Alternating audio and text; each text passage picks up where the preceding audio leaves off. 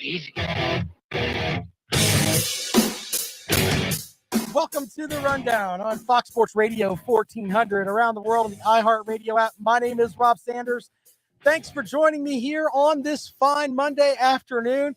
I was just listening to the Fox Sports update. What the hell is Treasure Island Radio? I have no clue what that is. I guess that's like a Midwestern thing. Treasure Island Radio. It sounds like, you have to get on like a pirate ship to go to it.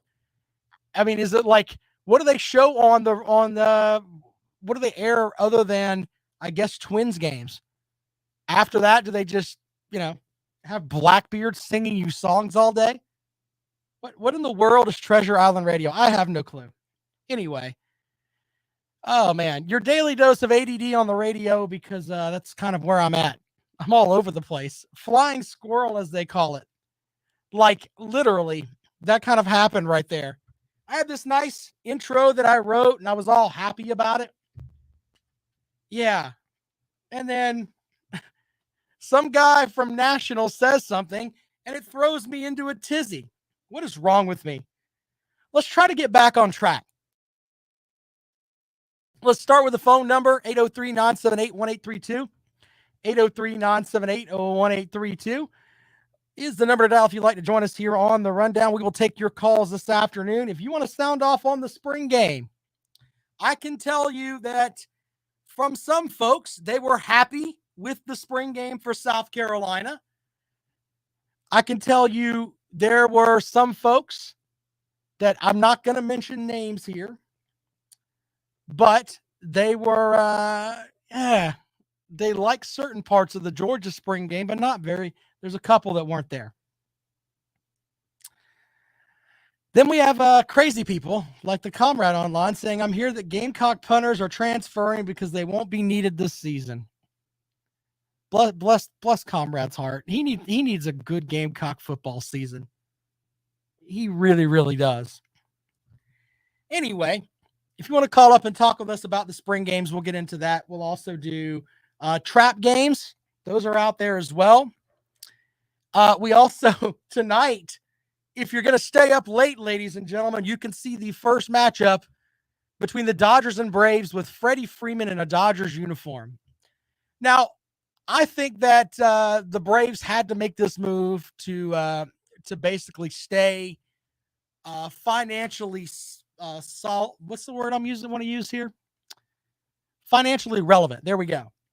But it's still really hard seeing Freddie Freeman in a Dodgers uniform.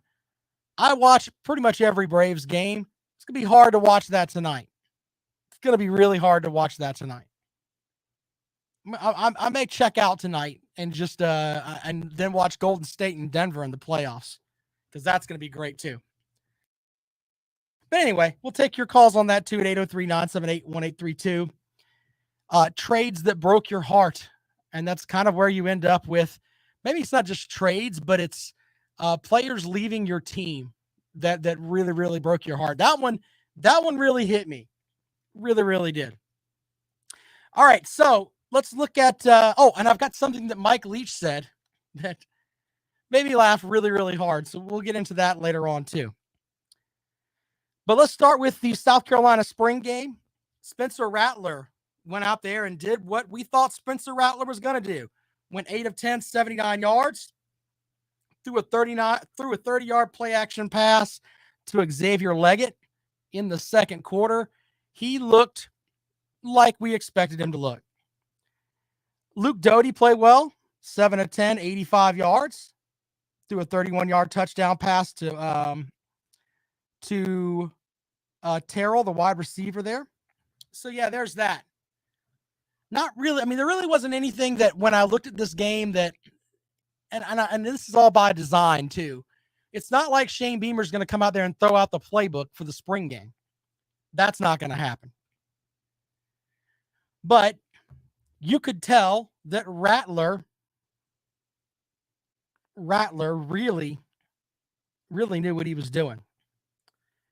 Harrison online says it's Freddie. It's really going to hurt to watch tonight. Yeah, it is. It really is. I've got the Freddie Freeman story. I don't know if I've shared this on the air or not, but I'll share it now. My son was, I want to say he was probably 4, maybe 5. I don't know. He was little. He was a little fellow, itty bitty fella. And we had one of those. They used to like the Braves used to have like their hometown tour where they would come to different spots around, the Braves area, and they would bring certain players. Well, they brought Freddie Freeman, and this is before Freddie Freeman made the main roster. But everybody was talking. I remember talking to Teddy Hefner, who's on from 9 to noon, and he's like, "Yeah, I hear this kid is going to be great." And I'm like, "All right." So I go and I bring my son, and we've got a baseball, and we get it signed by Freddie Freeman. And then my son hands the ball to Homer, the Braves mascot, and he signs the same ball. So we have a ball that's signed by both Freddie Freeman and Homer, the mascot, which is actually kind of funny. But here's the best part. I wanted to get a picture of my son and Freddie Freeman together. Well, after they did the little talking session there, where this was at, I think, the Wild Wings on Harbison. After they did the little talking session, my son fell asleep. So he's just chilling out. So I'm standing there and I'm like, okay, I'm holding him. All right, this is going to be bad. But I thought, all right, this will be fine. Well, I told Freddie, I was like, hey, man, I wanted to get a picture with my son. I said, but he's asleep. Freddie goes, I'll hold him. And scooped up my son and held him like he was his own kid. And we got a picture of Freddie Freeman and myself and my son. And it was the strangest. And he didn't really like give me the option of, oh, that's not cool. No, he just scooped him up like he was his own kid. And I just remember thinking, a lot of times people aren't that personable, Freddie Freeman was like 19 years old then, I think. And he was like, hey, this is the great, I'll hold your son. We'll take a picture. It'll be awesome. Okay. And sure enough, I've got that picture. It's something that I'll remember for the rest of my life. Now, the sad part is that I thought he was going to be the Chipper Jones of my son's generation, basically, where my son growing up would have Freddie Freeman, sort of like how I had Chipper Jones, always played for the Braves, and it just never went anywhere else.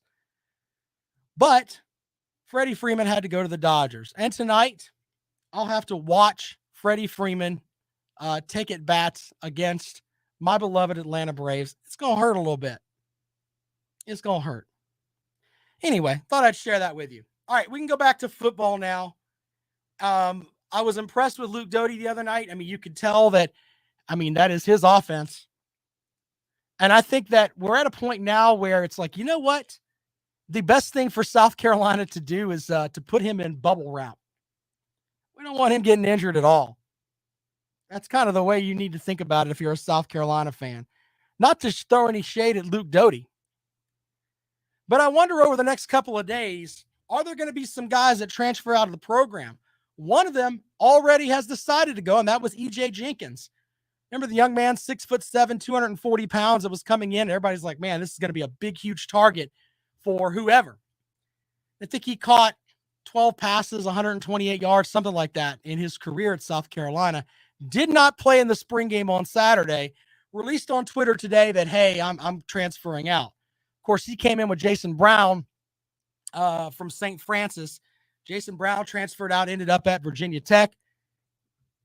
He has to have something in the mix, I would think, because I think it's May 1st is the drop down date for you have to be at your new spot by then if you want to play this season. So I don't think he just up and decided to go if he didn't think that he had a spot with 14 days left, basically, to find a team. Yeah, so that's interesting too. And you know what? The more interesting part about that is that this is the part of the year where you can end up getting some guys that could really, really help your team. Because there's going to be guys that are leaving these spring games that are saying, you know what? Maybe I just got beat out.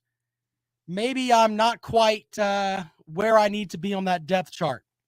But I could go to South Carolina or Tennessee or anywhere else, and I would probably start. I would probably start. Papa B says it could be grades. Yeah, but why would you stay through the spring if it was grades? I don't know about that. Bible Belt says Beamer needs to let Rattler practice using virtual reality in a padded room. Yes. You don't want your quarterback out there getting hits anyway, but we shall see. B Bean says, who are some examples of some of those guys that could move on? Well, I've got a list. I have to go through my list and tell you, but as of right now, we may do that tomorrow, the best in the transfer portal. Nick says, has Clemson taken any transfers? Yes, they've taken one, and that would be Hunter Johnson, who was with the program before. Someone posted I don't know if it was on Twitter or whatever, but it was an actual, a well thought out tweet. And it said that what makes Nick Saban go so great is his ability to evolve. He thinks the same way that Dabo Swinney does, as far as NIL and the transfer portal and all of that is making it's hard right now to put a team out there, and it's kind of goes against what they're used to. But you know what? Nick Saban's still adapting, and he's still trying to. He's brought transfers in, and Dabo Swinney, I think we've talked about this before. He's going to have to get with it, and I know that he said before, "Hey, the guys that I need are the guys that I've recruited." So, yeah. But if there's an opportunity to pick somebody up, Swinney needs to get in on that. Tom says JT Daniels is the best getting the transfer portal, but he's at West Virginia. He's decided to play for the Mountaineers, chose them over Mizzou. So that's interesting. But over the next, 14 days, basically, May 1st is the drop down date as far as you have to be with a program if you want to play next season by then. We're going to see a lot of these guys possibly moving on, and teams picking up some folks too. And they may not be at the Power 5 level. They may be at, maybe a Group of 5 level, and can move up. B Bean says, so is Saban a hypocrite by complaining and then taking advantage of his complaints? I think he's complaining about the system, but he's using it. So I guess in theory you could go with that. But the reality is that everybody has to do that. The days of, hey, I'm just going to recruit the way that I've recruited before are gone. They really are. Because you could have guys that you bring in that decide they don't want to be there anymore. And all of that is something that you have to, I think you're going to have to assign maybe one or two members of your staff to do nothing but work the transfer portal. I know that sounds silly. Nick says he probably went to West Virginia to play next season. You can't transfer in conference and play right away. No, you can. You absolutely can. What was it? Toto from Tennessee went from Tennessee to Alabama and played the next season. They got rid of all of that. So, yeah, you can play pretty much wherever. Papa B says he wants to know what Mike Leach said. You know what? I will play that before we go to a break. Let me grab it really quick here. So Mike Leach basically said he doesn't like spring games, which is fine. But then he said this, which I thought was absolutely really funny to me. He said in an interview he did with, I can't remember the name of the site, but I think it was a Barstool site. But he did a face-to-face interview with them, and he said the following. Let's see here. All right, here we go. So here's Mike Leach, and the question and the answer. It's pretty funny. Here we go. 14 coaches in the SEC. If I lined all of them up on the 40-yard line, 40-yard dash, which place are you finishing? Well, probably first. I mean, why wouldn't I? I mean, if it's like Sasquatch says, if you don't believe in yourself, no one else is going to believe in you. Yeah. Yeah. So Mike Leach thinks that they had a 40-yard dash with the 40-yard dash with the SEC coaches. He would come in first. You know, I got to think.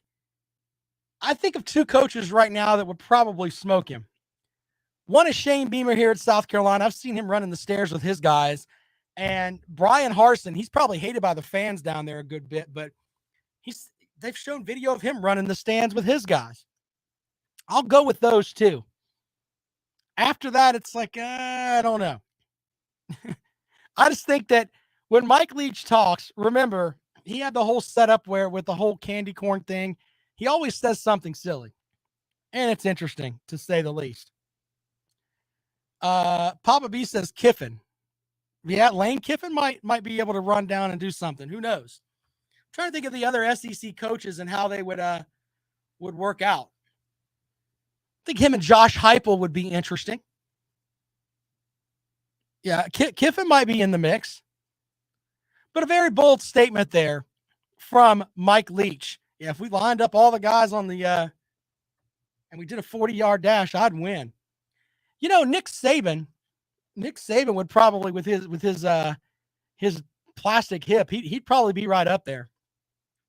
Nick says Kiffin would probably trip somebody. That's top notch, sir. Comment of the day from Nick over there in the chat room, which you can find on the Fox Sports Radio 1400 Facebook page. Amusing though that Mike Leach thinks that he'd win a 40-yard dash. You know, but I guess if you're asked that question, what are you supposed to say? Nah, hell no, I don't have a chance at that. I mean, his guys are going to see that.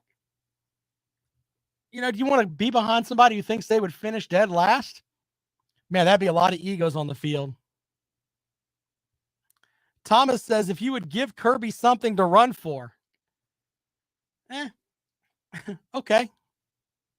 I could buy into that. What if the coach says, you know, it's sort of like the scene from Game of Thrones where you could do trial by combat and I could send somebody else? I mean, Nick Saban's probably got some fast assistants. Dabo Swinney, I mean, it's easy. You send CJ Spiller. Good luck, bro. Good luck. If that's how that worked out. But Swinney would probably want to run himself. I'm not sure if I'm buying that Mike Leach would be able to win a 40-yard dash against all the other SEC coaches. My picks right off the bat, I mean, Shane Beamer and Brian Harsin would be right there. 803-978-1832, 803-978-1832. We got some stuff from the Georgia game we'll look at. Bible Belt says Jimbo Fisher. I don't know about all that. We shall see. See how that works out. Let's go out to the phones. And welcome into the rundown. Good afternoon. Hey, Rob Scott from Hartsville. Hey, Scott. I know that Mike Leach would be one of the best interviews in SEC. I don't know about running. Well, no, I mean, we're not talking about interviews. I mean, I think that he's got the interview part down. He's a national treasure, by the way. And I mean that because you want to see his press conferences regardless. I mean, because you never know what he's going to say. Yeah, Kiffin too. Thomas says Clark Lee from Vanderbilt. I don't know much about Clark Lee, but I mean, I could probably buy that. He's a former player. I don't know. I went with a friend of mine to the USC spring game. Yeah, it's just a different feel there. You know, the players weren't real. Giving autographs or giving things out to the kids that were there. It was just like, it was so hands off. It's just, I don't understand what he's trying to do there. From the stuff that I've seen, I mean, it seems like there's more of an energy down there. Maybe you saw something that I didn't, but from what I gather, energy's at an all-time high down there at South Carolina. I mean, they think they're going to be a really good team this year. And, I kind of agree with them. I mean, my neighbor thinks that the guy's going to win the Heisman because he kept throwing it out to the running back in the flat. I mean, that's all that he really did. But the quarterback. And I'm not trying to But, defend I mean- Spencer Rattler, but that's pretty much what they were trying to get him to do. I mean, it's not Yeah. like they're going to put out, big time plays that they're going to run against Arkansas in week 2. Oh, no, but I'm just talking about the feel that you got from the players. Went to the Clemson spring game. There's lots of autographs signed. There's lots of stuff given away. It's just wasn't that in South Carolina. There was one guy that did a lot, and that was Joyner. Right. He didn't play, but he signed a bunch of autographs, and he took a bunch of pictures, and he gave away stuff, went and got stuff. But there was most of the other players just didn't do that. I don't know if they were told not to or how he was running it. It's just two different vibes. Well, I don't know. And it all comes down to how you take it. But from what I gather, and especially from, some of the stuff that I've seen online where I've seen where players were taking pictures with folks and things like that. But, I kind of agree with what Nick said too. The players were focused on competition. And, if you're at your last game in spring practice and the coach basically tells you, hey, it's going to be 1A or 1B, you want to be that 1A. You're going to go out there and try to make plays. You might want to stay focused. So there's a part of that. You mentioned Joyner. Joyner didn't suit up. So, he could take more time to be more, with the fans and everything else. Yeah, but like after the game, I don't know if it was because it was at night maybe, and they were trying to get off the field and get the players in, but it's just after the Clemson game, people were on the field. There was players milling around, talking with the fans, doing the autographs, doing the pictures, and that just didn't happen at the South Carolina spring game. I just, maybe it was because it was at night. It just didn't have that kind of feel to it. Well, I don't know how all that works out, man. Hey, but that's your opinion on that, man. And, we'll see how that works out. I still think they're going to be really good this year. Better than people think. I still think 6 wins, 7 wins. I just think that's where they're at. Sure. Yeah. All right, man. Thank you. Appreciate it. Thanks so much. Scott did not like the vibe. Did not like the vibe with the South Carolina spring game. If you want to call up and talk about that, 803-978-1832, 803-978-1832. More of the rundown when we come back. This is Fox Sports Radio 1400.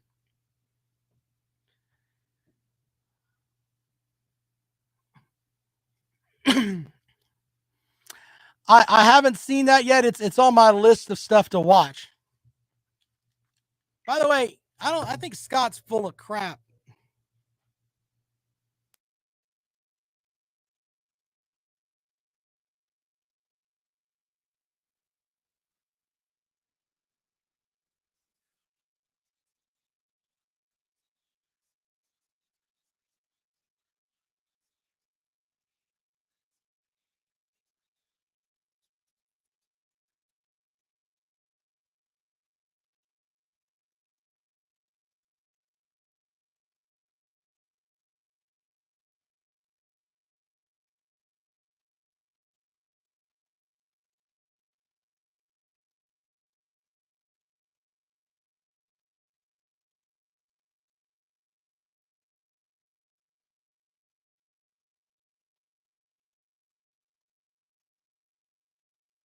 Yeah, the Mike Leach wedding video advice is epic. You're right about that.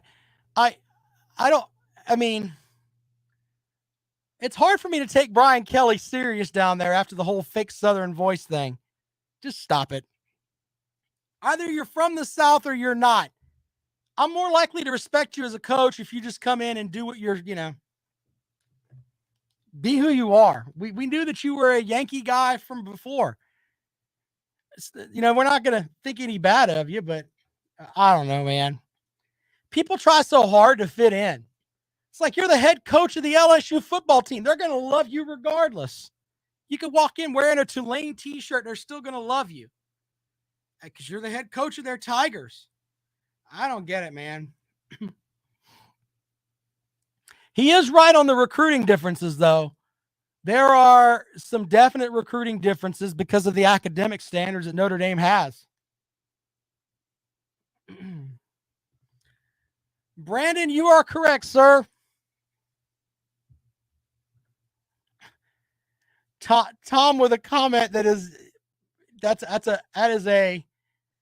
a top shelf comment there, Tom. You're absolutely right. Talking about, he'd probably tell you he's got hot sauce in his bag. That was the most cringeworthy interview ever with Hillary Clinton. What do you? I keep hot sauce in my bag. Shut up. Keep hot sauce in your bag. Get the hell out of here. Welcome back to the Rundown on Fox Sports Radio 1400. Let's go out to the phones. Welcome into the show. Hey, it's Big Barney Ross. Everybody's putting a whole lot of stock into these spring games. I don't care if they run the wheel route, the Steve Spurrier fade in the corner. I don't really care what plays they run. What I'm looking at is fundamentals. Now, our starting quarterback come out there and his fundamentals look good footwork, had his head on a swivel, did his checkdowns, did his reads, kept the ball up high. Our backup, not so much. Now, if you look at Spencer Rattler, if he held on to the ball way too long, he'll figure that out real quick in the SEC. But what surprised me the most is how many times he kept the ball below his waist. If you're going to hold it like a baseball and gunsling it like Brett Favre, Georgia's going to be on you pretty quick. I mean, you're going to have to tighten some things up. Now, that's what I look at during spring training, fundamentals, because plays and everything will come later. Can I ask you a question before you go, sir? Yeah. Mike Leach said that if we lined up all 14 SEC coaches and they had a 40-yard dash, he would finish first. Do you think Coach Stoops would outrun him? I do not. I think that he is our anchor when it comes to tug of war, and he is what is going to hold Kentucky on the ground this year. Big Barney Ross, y'all think about it. Very good. Thanks, man. So Big Barney Ross says that Mike Leach would beat Coach Stoops. Now he's only got, 12 other guys to get after? Yeah. That's funny. All right, anyway, when we look at the South Carolina game, as I said, impressed with Spencer Rattler. I thought Luke Doty played well. What was the other things that I liked? Chad Terrell played well. Joyner wasn't out there. Jaheim Bell wasn't out there. She really didn't get an idea of what that offense is going to do. I do like Juju McDowell. And South Carolina's running back room has a lot of options. I mean, you've got Marshawn Lloyd. You've got Christian Beal-Smith. What are they going to do with Jaheim Bell? Is he going to be a guy that plays some tight end for them, or an H-back, or how's that going to work out? But I tell you what, it's going to be interesting if you have him and Juju McDowell on the field at the same time, because you got two guys that can be pretty explosive. But also, I mean, Marshawn Lloyd came in as one of the highest rated running backs in the country. There was one point in the recruiting process where it was thought that Marshawn Lloyd and Tank Bigsby were both going to go to South Carolina. So, yeah, I mean, those days are past. But I did think that I really did like what I saw as far as just Rattler going out there and just throwing the ball around. He just looks like he owns the huddle. All right, 803-978-1832. Brandon says, fifth string running back DJ Twitty had some good runs. Okay. Papa B says, who would win a 14-man gladiator-style fight? Sam Pittman? Nah, Nick Saban, man. Nick Saban would break his own plastic hip and beat somebody with it. If we're really doing a fight, have we gone from a 40-yard dash to a fight? Was it like King of the Hill type thing? Sam Pittman might be up in there. I think Coach Stoops would probably be right there too. That's a very valid question there, Papa B. We'll take your calls on that. 803-978-1832. Who'd win in a fight if we had a gladiator man style fight between the SEC coaches? My pick for the race is Shane Beamer, Brian Harsin, and then maybe Lane Kiffin. Maybe Clark Lee would be a dark horse in that set. After that, I think it would just be a bunch of old guys running. Big Barney Ross says Mark Stoops will be their anchor. Well, that's probably right. If we're coming down to a fight, though, Nick says Kirby would let Coach Smart or let Muschamp do all the fighting. Yeah, Muschamp looks like he would be crazy. So, yeah, that might be in it, too. All right, so I got some notes from the Georgia game, too, because I watched some of that. But we'll take your calls at 803-978-1832. Let's go out to the phones. Welcome into the rundown. Good afternoon. Nobody watched that garbage this weekend, man. Oh, okay. Garbage. Garbage, huh? It's practice, man. It's scrimmage. It's garbage. What, they on TV? Yeah, it was on TV. When? What time? It was on TV. When? What time? I don't Not remember. 7 o'clock. Yeah. It's 7 o'clock. I ain't see it. Well, it was out there, buddy. Come on, man. I seen baseball on SEC Network at 7 o'clock. I can't remember exactly where it was. I know that I watched some of it, so it was definitely there. You had a delayed tape. That's what you watched. You didn't know what you was watching. Well, then that's fine. No problem with that. That's garbage, man. Well, were you upset from the garbage spring game that Florida had? Is that what you're telling me, or? No, I didn't watch that either. 34 nothing, man. Nothing. Huh? 34-0, man. At least, Florida got a big win this year. We know that. No, that's practice. That don't mean anything. Okay. Don't mean anything. All right. Well, hey. We'll see in September, see what they got in September. I agree with you on that, and I think a lot of it. A quarterback, there, Spencer Rattler, he got benched at Oklahoma, okay? He got benched. Yeah, he also threw for 3,000 yards in a season, too, so. Yeah, he got benched. He's coming off the bench. So you think that. That's the reason why he transferred. He got benched. Okay. Okay. All right, man. Anything else? Yeah, so you talk about a quarterback, okay? Sure. He got benched. All right. He got no pressure at South Carolina, and that's why he went to South Carolina. Got nobody pushing. He could have went anywhere, though. I mean, he was wanted by just about everybody. I know he could have went anywhere. He picked South Carolina because he can walk in and start. Well, why would you not want to go somewhere where you could walk in and start? You want some competition, buddy. He got no competition. Okay. Gonna get bust up. Well, the best part is that in September we shall see. Oh well, we ain't worried about the Gamecock at all. Yeah, I mean, you weren't worried about him last year either, though, right? Nope, I never worried about the Gamecock at all. Worried about him last year. Remember, let me tell you something. Basketball season over with, okay? Sure. And that was the girls. The basketball, that's the only championship they're gonna ever see.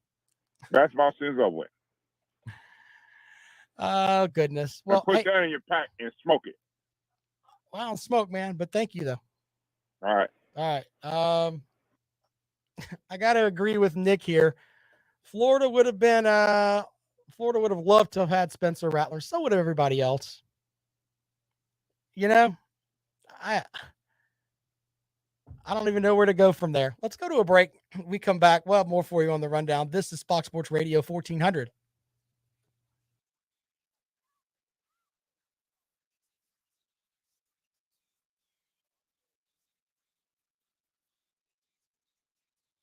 Sometimes he says stuff, and I honestly don't know where to go with it.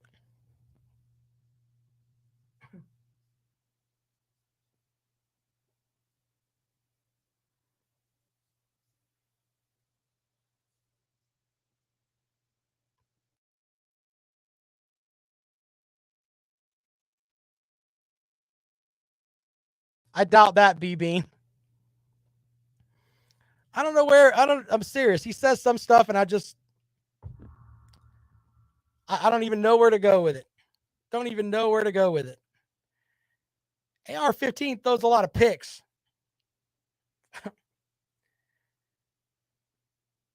I mean, I don't even know how the Florida roster is going to fill out. So, you know what I'm saying? I don't know. I don't know how that's going to work.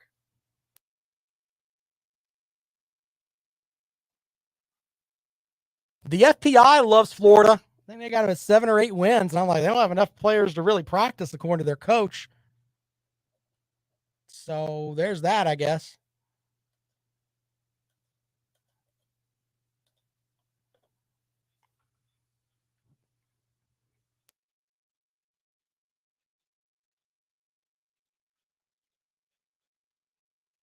Glass chandelier. Ouch, B-Bean.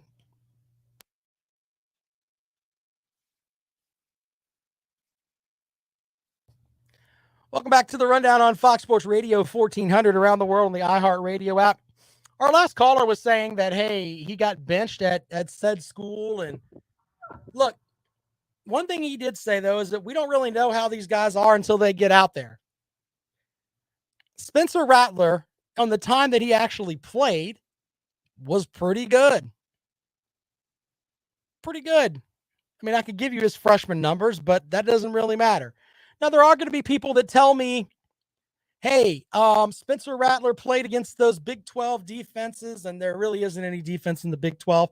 And I could we can have an animated discussion about that. But just because someone got benched somewhere else doesn't mean that they're going to be a failure when they go to a new school. That doesn't make any sense. You could end up having, how about this? Why don't we use Tennessee as an example?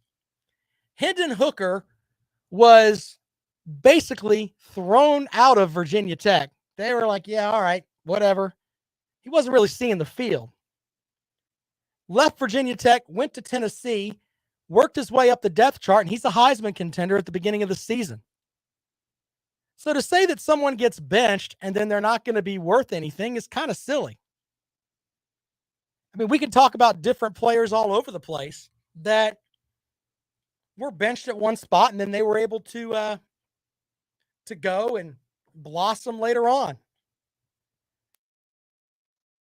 803-978-1832, 803-978-1832. That is the number to call if you'd like to join us here on the Rundown on Fox Sports Radio 1400, of course, around the world on the iHeartRadio app. There were, I got some stuff on the Georgia spring game too, because I watched some of that over the weekend. Georgia spring game, they may have the best set of tight ends ever. I'm not mocking. I'm just saying they've got Eric Gilbert, Oscar Delp, Darnell Washington, and Brock Bowers. I mean, those four guys, here's the thing.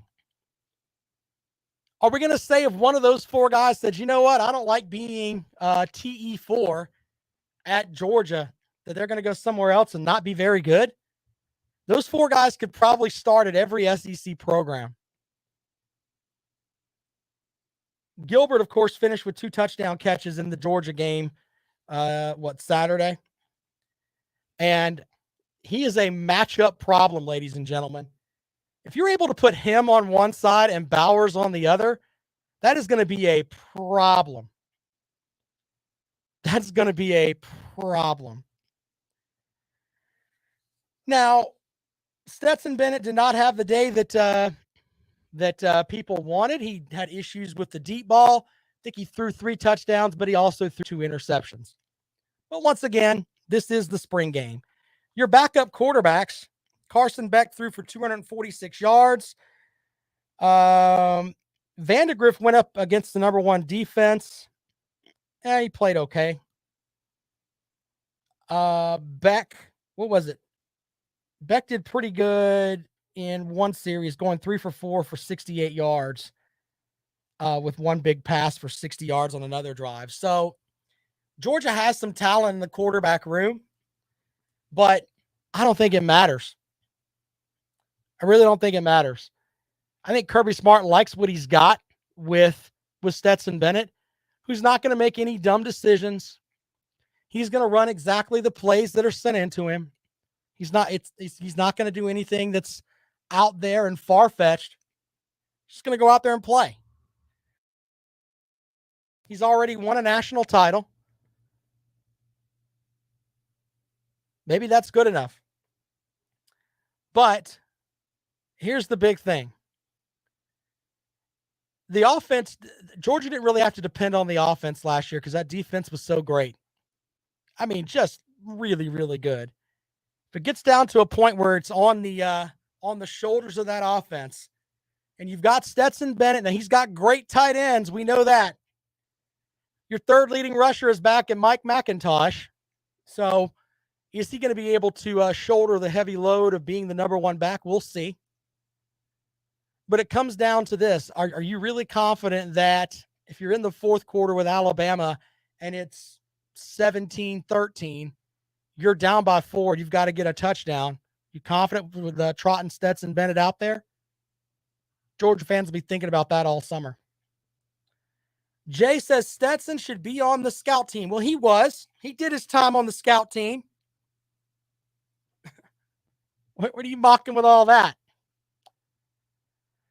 Tom says Beck will be QB by midseason at Georgia. If that happens, Georgia's lost the game. And it's due to Stetson Bennett throwing some picks.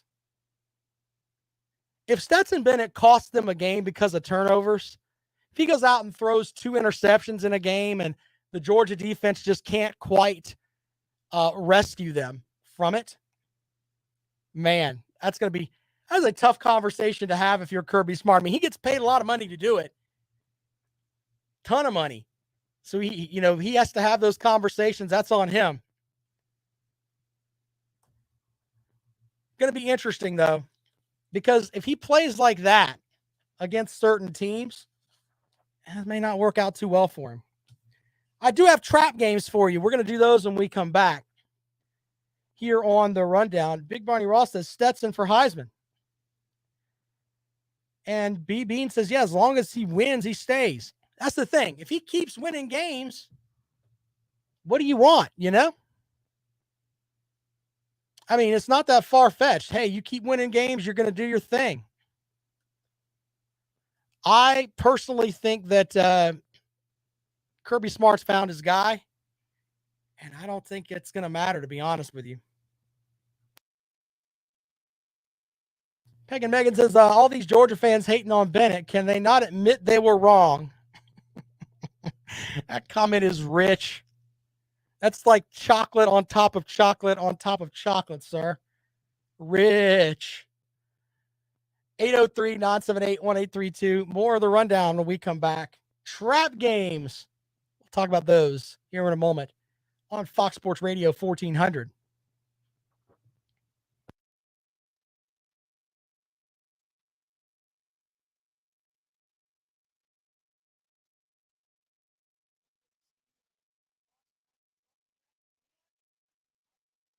So when I watched him play the other day, and I know you Georgia fans are going to think that I'm just mocking you, but I'm not. He has issues with the deep ball. He was able to hit some deep balls last year, but in that game, he just seemed like he was a step short. I don't know.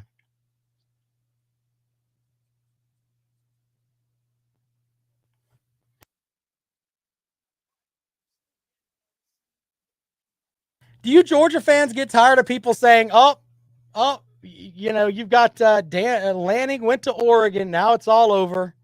It's like everybody just comes up with talking points against your team. With Clemson, it was, no Deshaun Watson, not winning anything. No, I mean, seriously, stop it. Let's see how the teams come out and play. It's the way it should be.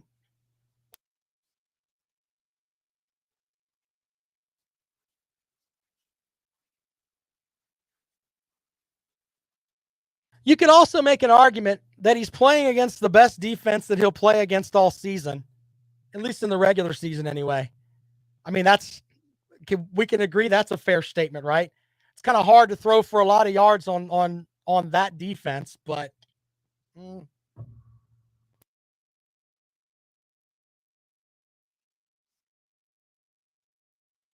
mean, you guys would be feeling really crummy if he came out and tore up that defense, right?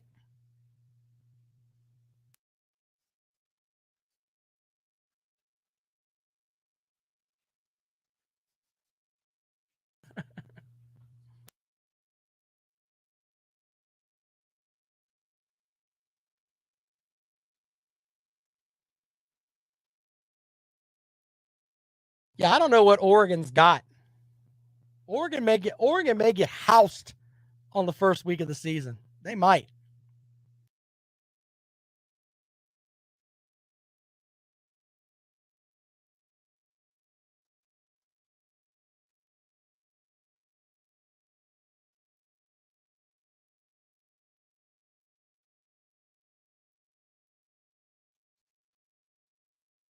mean, Nick Saban doesn't put out bad defenses, sir.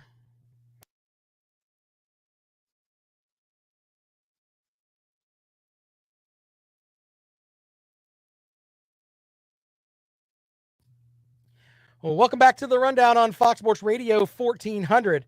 Around the world on the iHeartRadio app. My name is Rob Sanders. Thanks for joining us today. I've got in front of me from 247 Sports the biggest trap game for each SEC team this upcoming season. I thought I'd share some of these with you. For the Vanderbilt Commodores, the biggest trap game is Northern Illinois. By the way, one of the things you can bet on in Las Vegas is Vanderbilt winning 2 games. I'm taking the over. I think Vanderbilt wins at least 3 games. At least. But their trap game is at Northern Illinois on September the 17th. Now, here's my thing for that.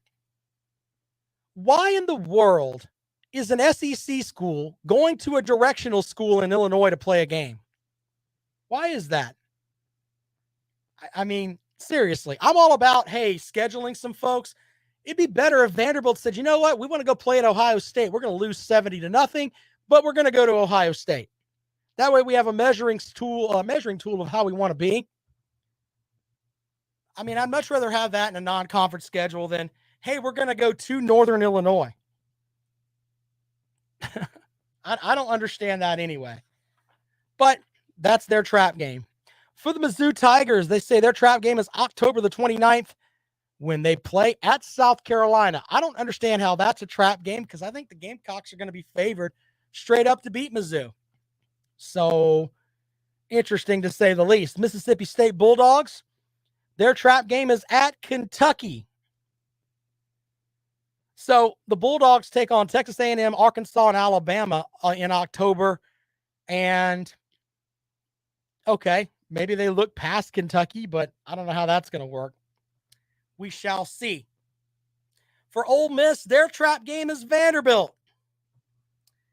Now, if they win their SEC opener in Oxford to open October, they could be 5-0 inside the top 15 nationally going into Vanderbilt the following week. I don't think that's going to happen.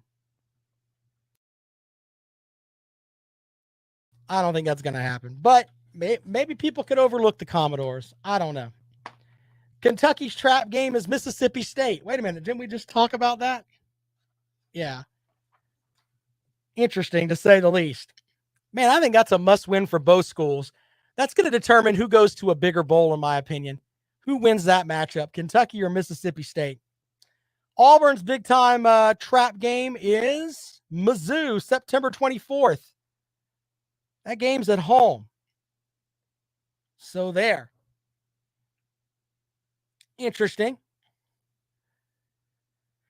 I think if they don't win that game, going to a bowl is going to be tough.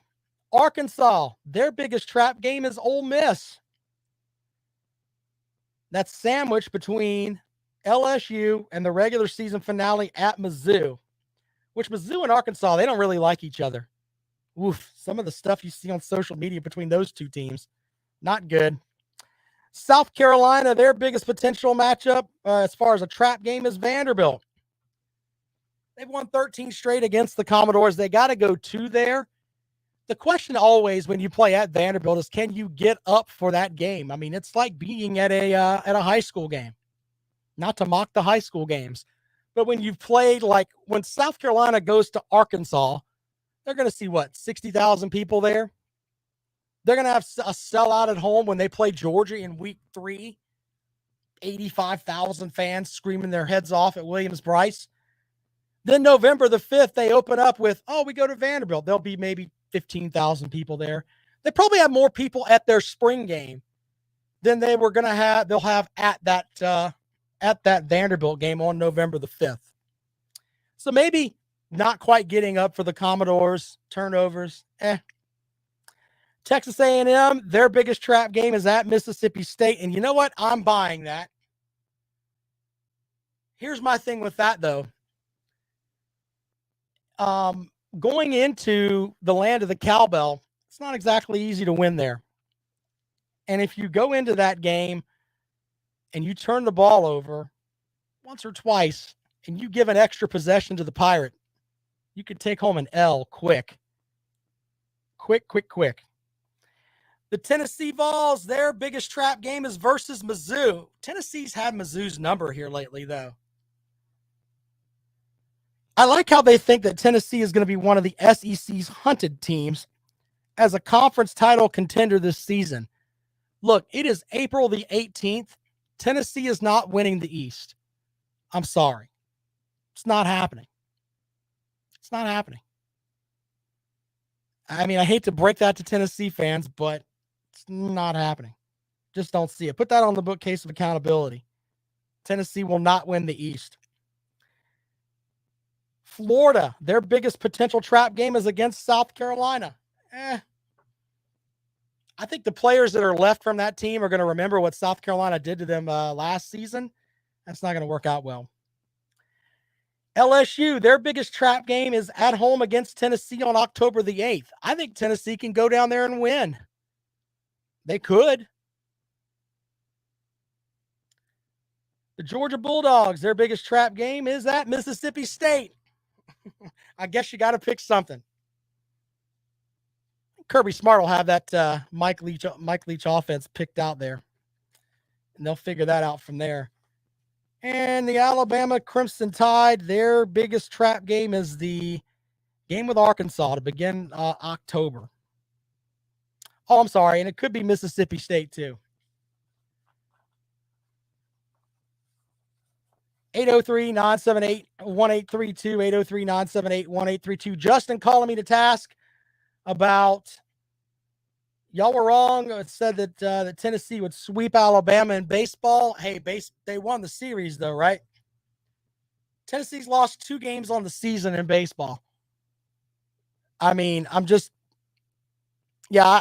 wrong, and I admit when I'm wrong. There's audio record of me saying it on Friday's show. You can go check that out on the podcast. But once again, I mean, did anybody really think they had a snowball's chance in winning that matchup? I don't think so. 803-978-1832, 803-978-1832. B Bean says UF's trap games are Kentucky, Utah, and Tennessee. No, Utah is not a trap game. There is no way that they're looking past Utah down there.